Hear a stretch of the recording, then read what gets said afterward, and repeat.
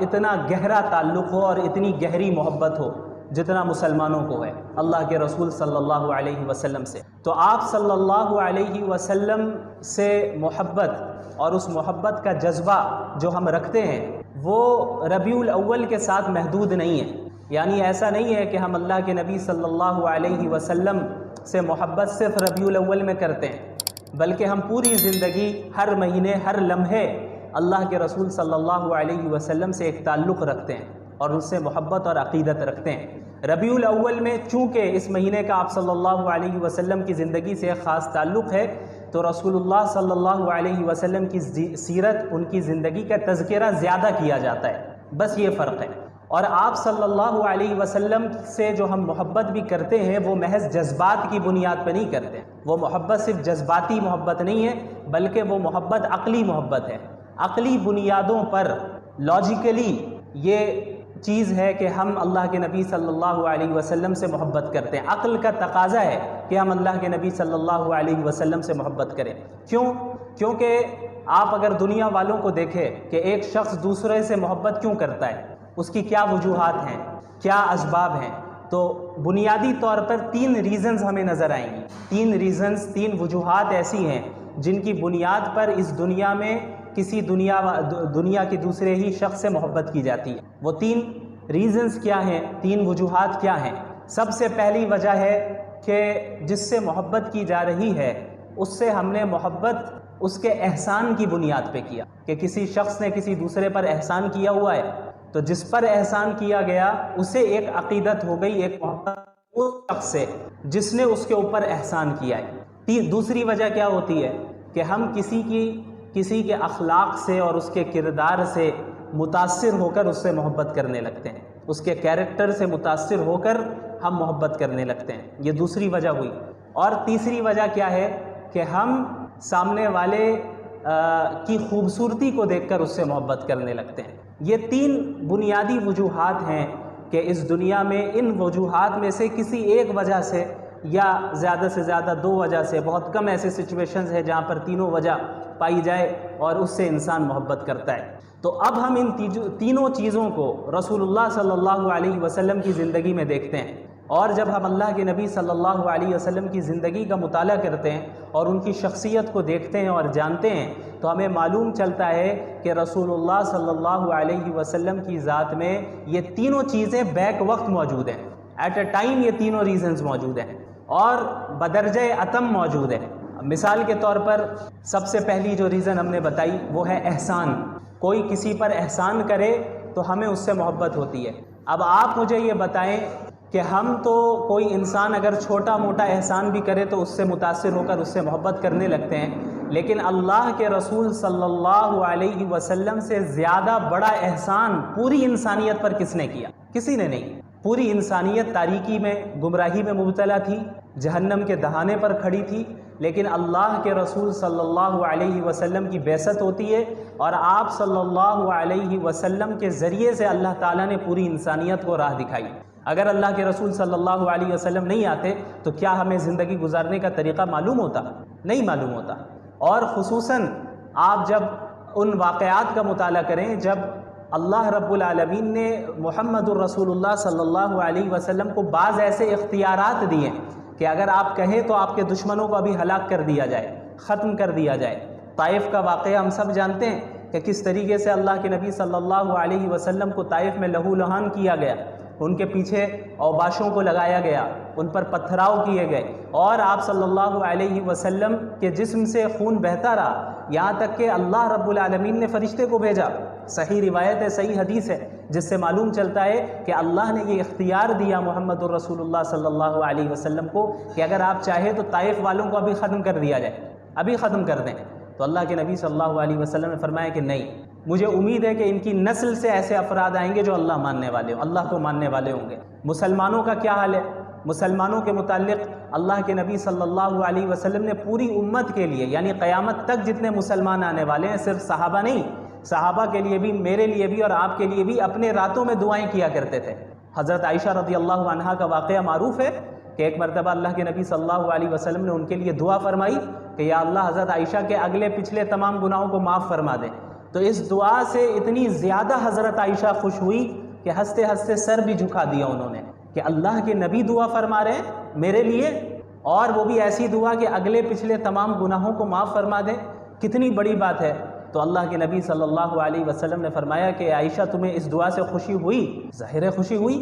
تو اللہ کے نبی صلی اللہ علیہ وسلم نے فرمایا کہ خدا کی قسم یہ وہ دعا ہے جو میں اپنی پوری امت کے لیے ہر وقت مانگتا ہوں، یعنی میرے لیے اور آپ کے لیے بھی اللہ کے نبی صلی اللہ علیہ وسلم یہ دعا مانگا کرتے، یہ دعا آپ صلی اللہ علیہ وسلم اللہ رب العالمین سے مانگا کرتے۔ ہم لوگوں پر کتنے احسانات اللہ رب العالمین نے اللہ کے نبی صلی اللہ علیہ وسلم کے ذریعے کروائے۔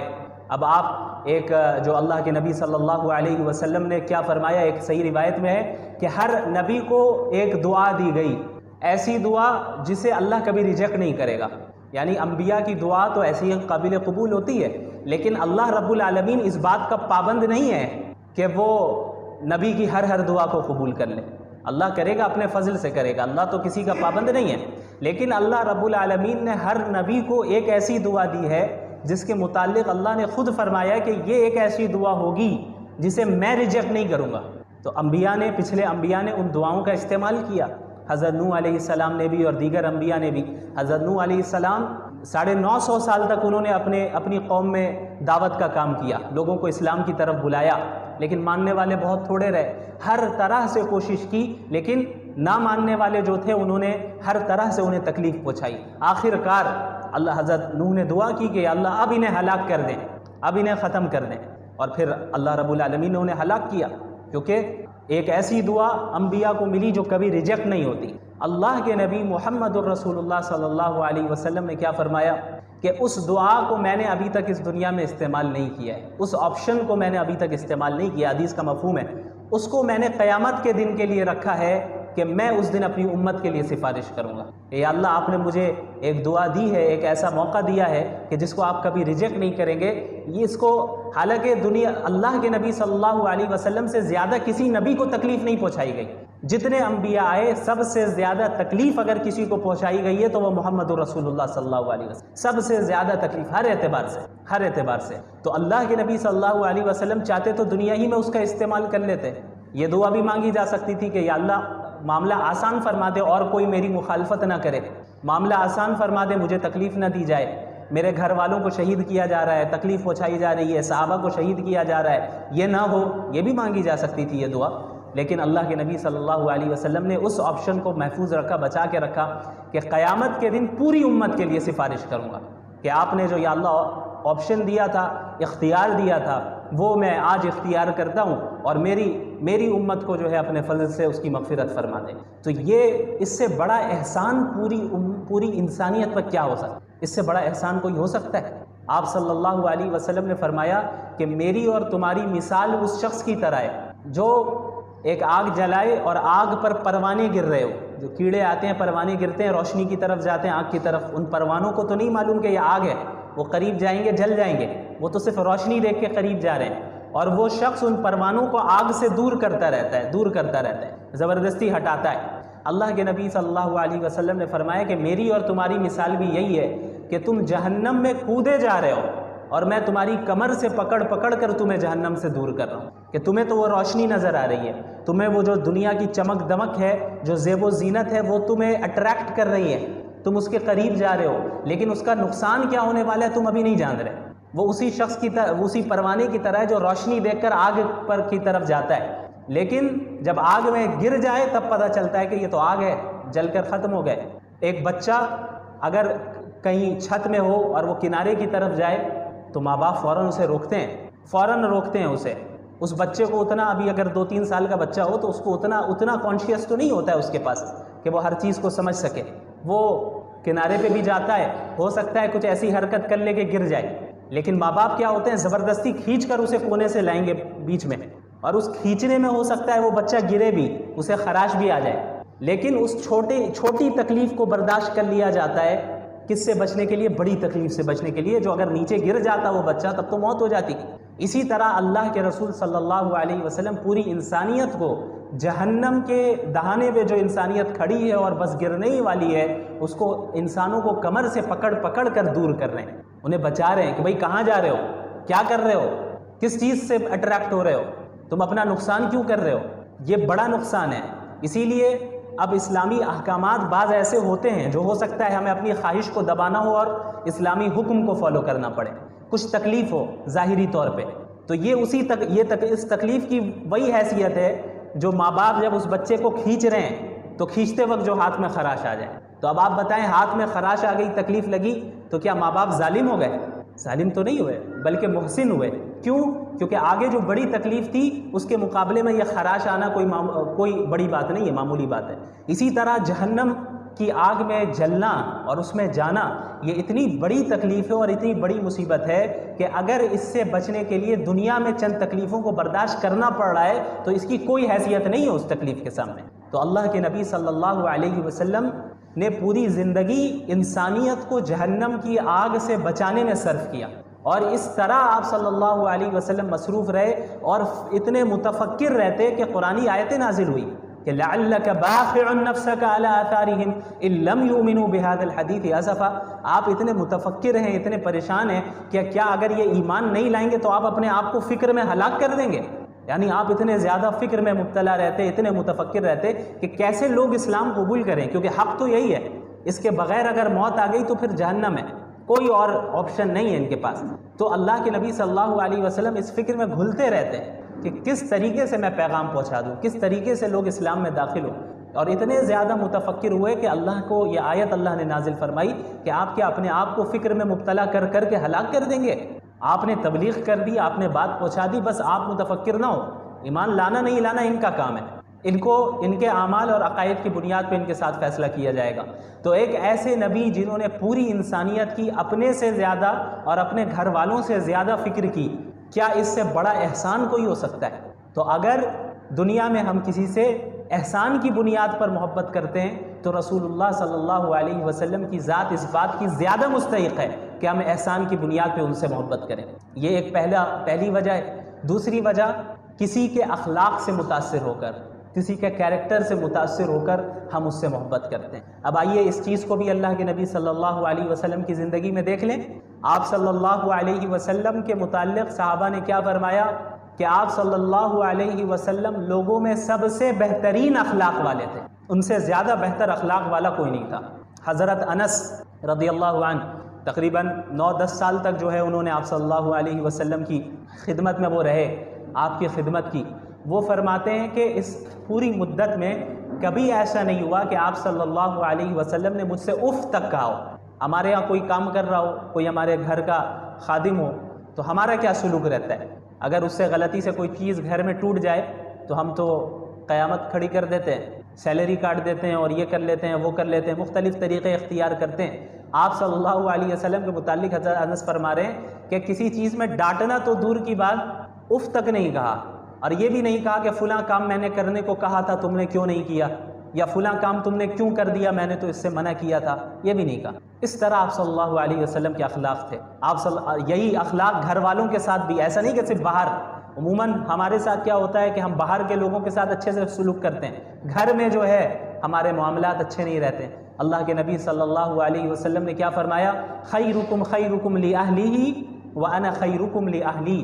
تم میں سب سے بہترین شخص وہ ہے جو اپنے گھر والوں کے ساتھ اچھا سلوک کرے، اپنی گھر والی کے ساتھ اچھا سلوک کرے، اور تم میں سب سے زیادہ اپنی گھر والی کے ساتھ اچھا سلوک کرنے والا میں ہوں۔ یعنی میری اتباع کرو اس چیز میں بھی کہ اپنے گھر والوں کے ساتھ بھی حسن سلوک، ان کے ساتھ بھی بد اخلاقی کے ساتھ پیش نہیں آنا۔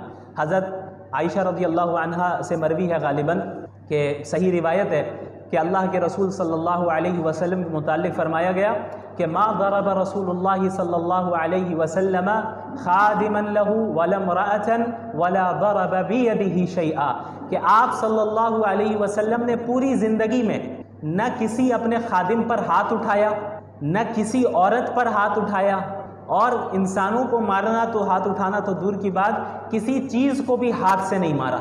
اب ہمارے یہاں کیا ہوتا ہے، ہمیں غصہ آ جائے تو ہم کیا کرتے ہیں کہ چیزوں کو اٹھا پٹک کرنا شروع کر دیتے ہیں۔ اللہ کے رسول صلی اللہ علیہ وسلم کے متعلق فرمایا جا رہا ہے کہ کسی عورت کو مارنا، کسی انسان کو مارنا یہ تو ہوا ہی نہیں، اور یہ تو دور کی بات، آپ نے کسی چیز کو بھی ہاتھ سے بھی دھکا نہیں دیا کہ دھکا دے کر یا کسی چیز کو مارا ہو۔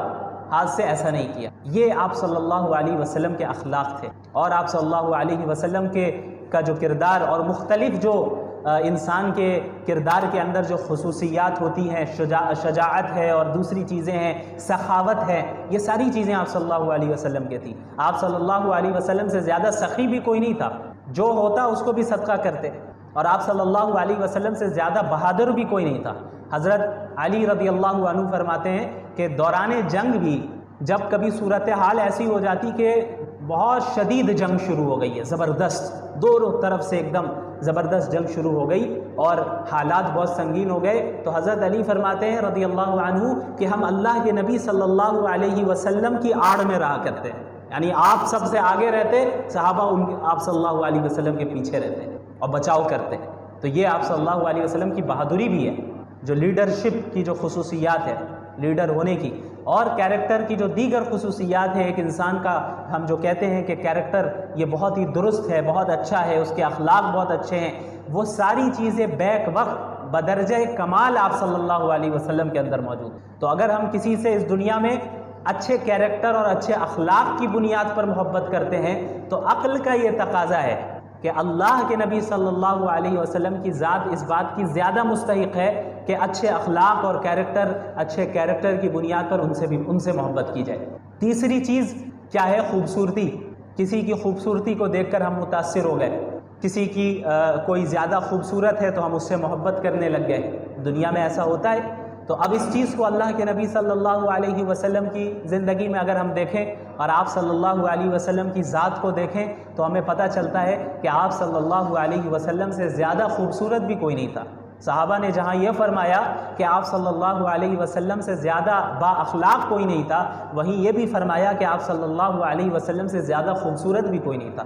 ایک مرتبہ رات کے وقت اللہ کے نبی صلی اللہ علیہ وسلم رات کے وقت باہر تشریف لاتے ہیں تو ایک صحابی فرماتے ہیں کہ میں آپ کو دیکھ رہا ہوں اور چاند کو دیکھ رہا ہوں، آپ کو دیکھ رہا ہوں اور چاند کو دیکھ رہا ہوں کہ کون زیادہ خوبصورت ہے۔ تو اس سے آپ اندازہ لگائیں کہ اللہ کے نبی صلی اللہ علیہ وسلم کتنے زیادہ خوبصورت ہیں۔ اور بعض اسلامی شعراء نے یہ اشعار بھی گئے کہ وَأَحْسَنَ مِنْكَ لَمْ تَرَ قَطُّ عَيْنِي وَأَجْمَلَ مِنْكَ لَمْ تَلِدِ النِّسَاءُ خُلِقْتَ مُبَرَّأً مِنْ كُلِّ عَيْبٍ كَأَنَّكَ قَدْ خُلِقْتَ كَمَا تَشَاءُ، کہ آپ سے زیادہ خوبصورت میری آنکھوں نے کسی اور کو دیکھا ہی نہیں۔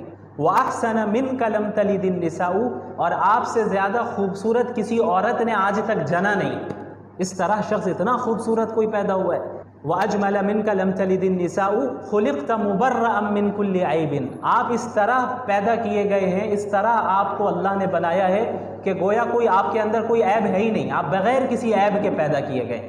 كَأَنَّكَ قَدْ خُلِقْتَ كَمَا تَشَاءُ، گویا کہ ایسا محسوس ہوتا ہے کہ گویا آپ کو اس طرح بنایا گیا ہے جس طرح آپ خود چاہتے ہیں۔ یعنی اگر ایک انسان کو خود اختیار مل جائے کہ بھئی تمہارا جسم اور تمہاری خوبصورتی ویسی رہے گی جیسا تم چاہتے ہو، تو ایک انسان کیا کرے گا؟ ہر عیب کو اپنے آپ سے دور کرے گا اور چاہے گا کہ ہم سب سے خوبصورت ہو۔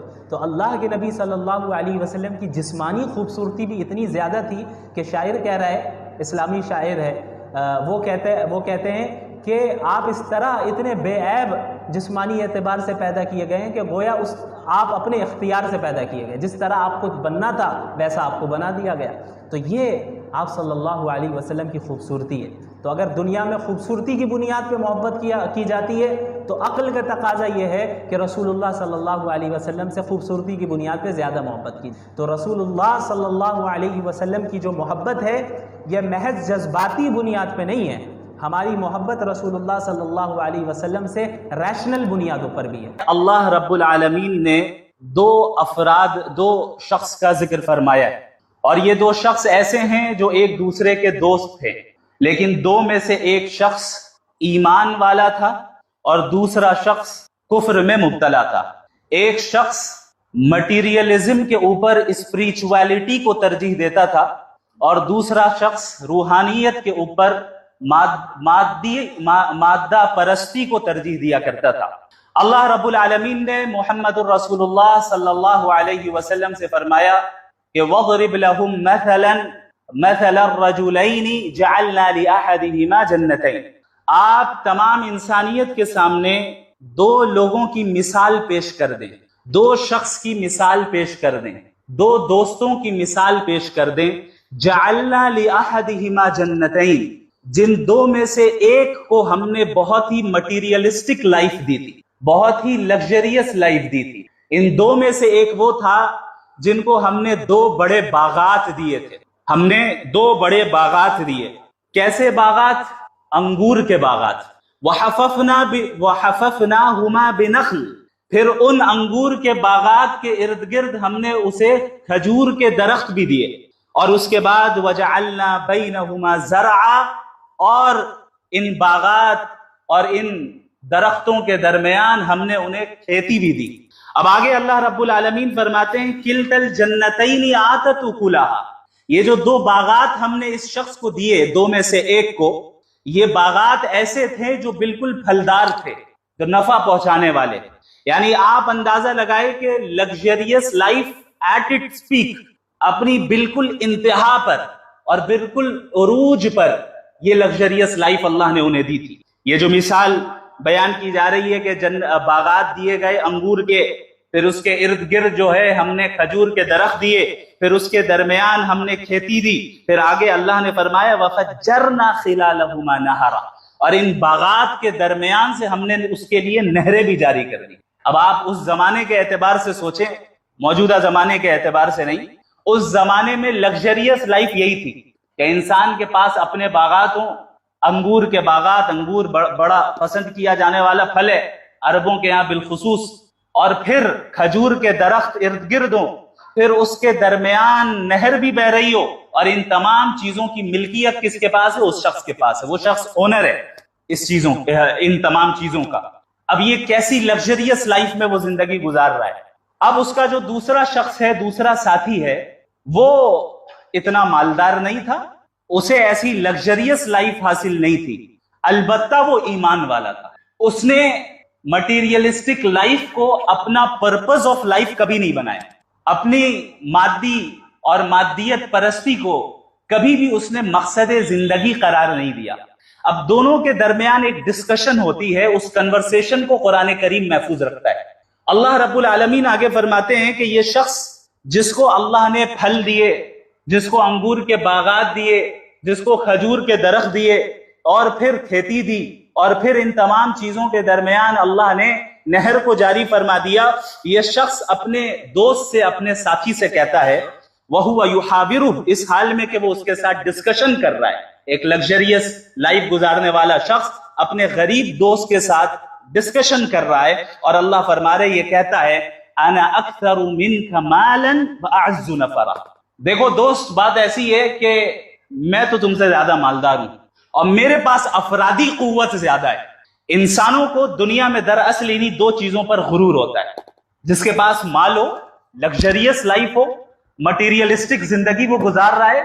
دوسرا، جس کے پاس افراد زیادہ ہو، کہ بھئی میرے آفس میں 10 لوگ آتے ہیں، ہمارے ارد گرد آگے پیچھے 50 لوگ چلتے رہتے ہیں، میرے اتنے خدام ہیں، میرے اتنے سرونٹس ہیں، میں جہاں جاتا ہوں وہاں بھیڑ لگ جاتی ہے، میں جہاں جاتا ہوں لوگ ہمارے پیچھے پیچھے آ جاتے ہیں.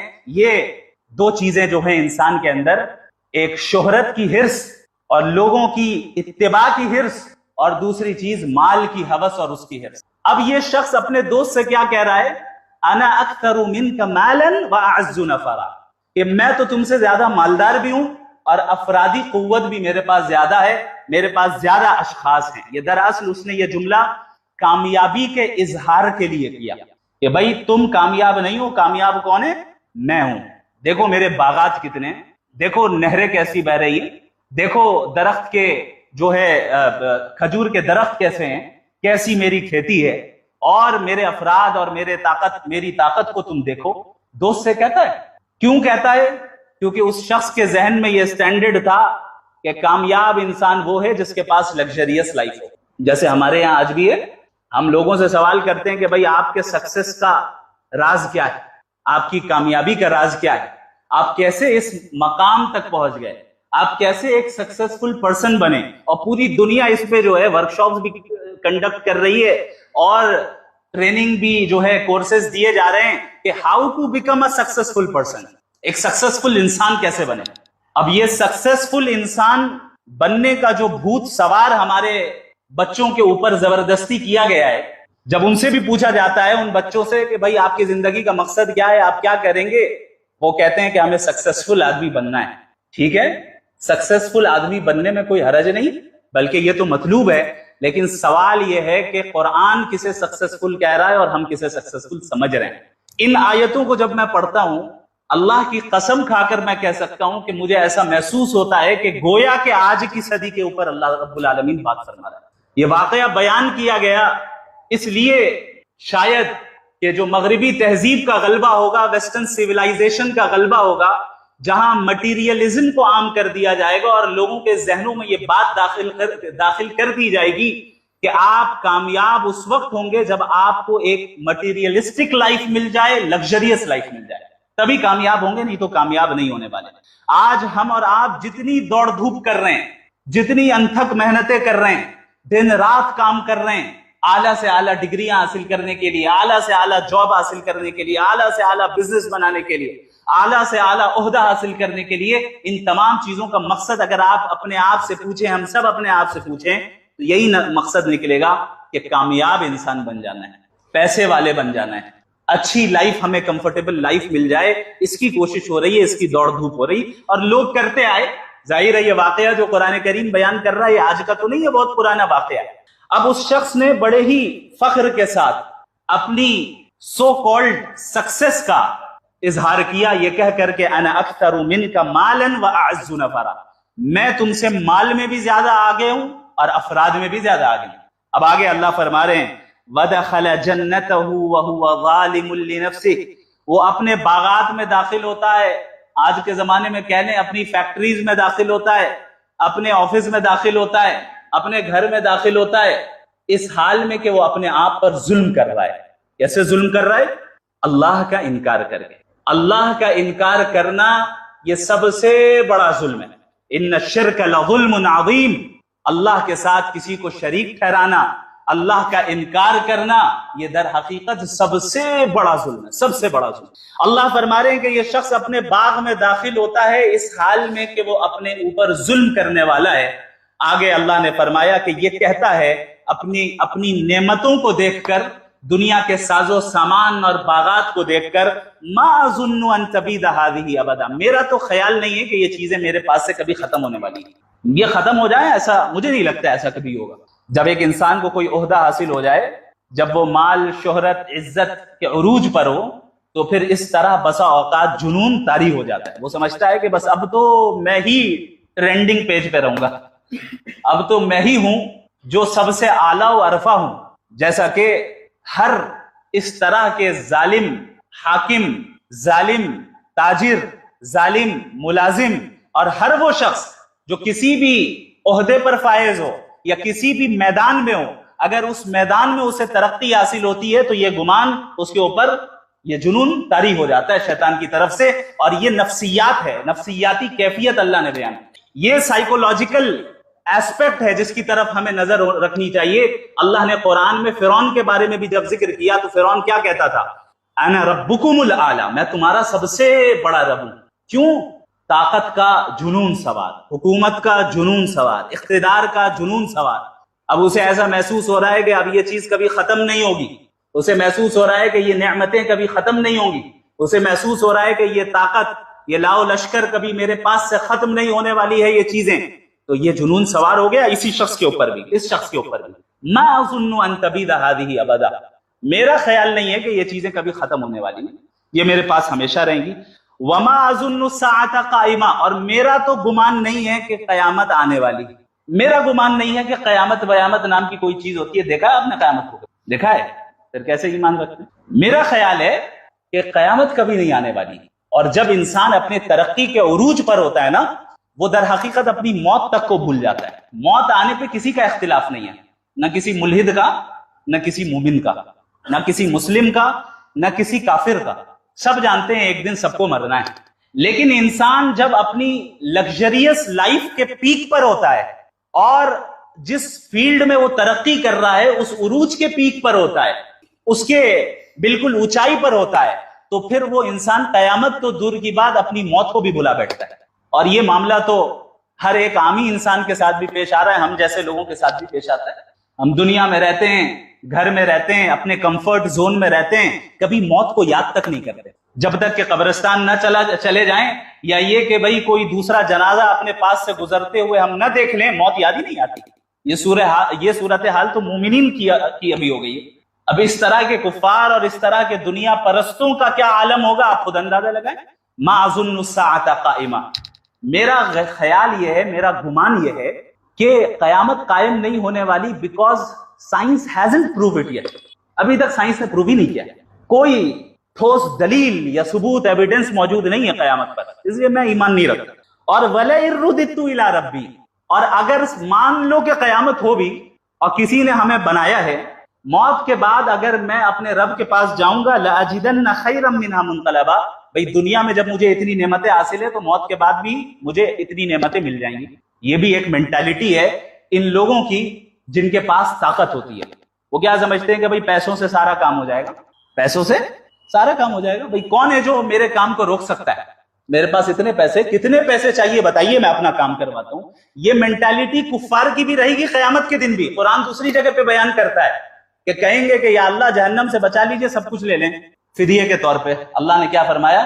لا يقبل منها شفاعة ولا هم ينصرون، کہ نہ شفاعت قبول کی جائے گی ان کے حق میں، نہ کوئی فدیہ لیا جائے گا۔ اللہ نے فرمایا زمین بھر کا سونا بھی اگر وہ دے دے جہنم کی آگ سے بچنے کے لیے، اس دن قبول نہیں ہوگا۔ مزاج میں ہی کرپشن ہے۔ انہوں نے سوچا کہ قیامت کے دن بھی ہم یہی کرپشن کر کے بچ جائیں، فرشتوں کی سیٹنگ کر لیں ہم کہ بھئی ہم اتنے پیسے دے دیں گے، اتنا مال دے دیں گے، جہنم سے ہمیں بچا لیجیے۔ اللہ فرما رہے ہیں کہ آپ زمین بھر کا سونا بھی دیجیے گا کہ اس دن جو ہے نہ شفاعت قبول ہوگی، نہ یہ کہ جو ہے کوئی فدیہ لیا جائے گا۔ اس دن تو عدل و انصاف ہونا ہے۔ تو یہ مینٹالٹی اس شخص کی بھی تھی۔ اس نے کہا کہ بھئی میں نہیں سمجھتا کہ قیامت نام کی کوئی چیز ہوتی ہے، اور میں سمجھتا ہوں کہ اگر ہو بھی گئی تو میں وہاں پر بھی ان نعمتوں کو حاصل کر لوں گا، وہاں بھی ان نعمتوں کو حاصل کر لوں گا۔ بھئی ہمارا علم ہے، ہماری صلاحیت ہے، ہم نے اپنی صلاحیت سے ان پیسوں کو کمایا ہے۔ یہ لوگوں کے ذہن میں بات آتی ہے نا، یہی بات آئی تھی کس کے ذہن میں؟ قارون کے ذہن میں، کہ قال انما اوتیتہ علی علم عندی۔ سورہ قصص میں اللہ نے فرمایا، اس نے کہا کہ بھئی یہ جو مجھے مال و دولت حاصل ہے، یہ میرے اپنے ٹیلنٹ کے نتیجے میں حاصل ہے، میرے اپنے علم کے نتیجے میں حاصل ہے، میرے اپنے اسکلز کے نتیجے میں حاصل ہے۔ اللہ نے کیا کیا؟ ہلاک کر دیا اس کو بھی اور اس کے مال کو بھی۔ کیوں؟ کیونکہ اس دنیا میں ساری نعمتیں جو ملتی ہیں وہ انسان کی اپنی صلاحیت کی بنیاد پہ نہیں ملتی، وہ اللہ کے فضل سے ملتی، اللہ کے فضل سے ملتی ہے۔ اب آپ دیکھیں، یہ جب ان آیتوں کو پڑھیں گے آپ کو ہمارے ماڈرن دنیا کی سوسائٹی کے اسٹینڈرڈز نظر آ رہے ہوں گے۔ بھائی ہم نے اپنی محنت سے کمایا ہے، ہم نے اپنے اسکل سے کمایا ہے، ہم نے اپنے علم سے کمایا ہے، ہم نے اپنے ٹیلنٹ سے کمایا ہے، اور میں نے کما کر میں نے سکسیسفل لائف کو حاصل کر لیا ہے۔ قرآن بیان کر رہا ہے، یہ کوئی نئی چیز نہیں ہے۔ لوگ سمجھتے ہیں کہ کوئی جدید فتنہ آج کے دور میں الہاد کے نام پر آ گیا۔